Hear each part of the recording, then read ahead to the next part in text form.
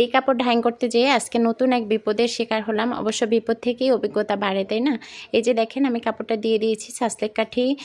এটা আমার মনে হয়েছে কাপড়টা যে 1 ঘন্টা ভিজিয়ে রেখেছিলাম বা চেপে আবার পানি ঝরিয়েছি, এই দুইটার যে কোনো টাইমে সাসলেক কাঠি থেকে রাবারটা একটু আলগা হয়ে গিয়েছিল, যেটা আমি খেয়াল করিনি, যেটা ডাইংয়ের সময় আমি দিয়েছিলাম।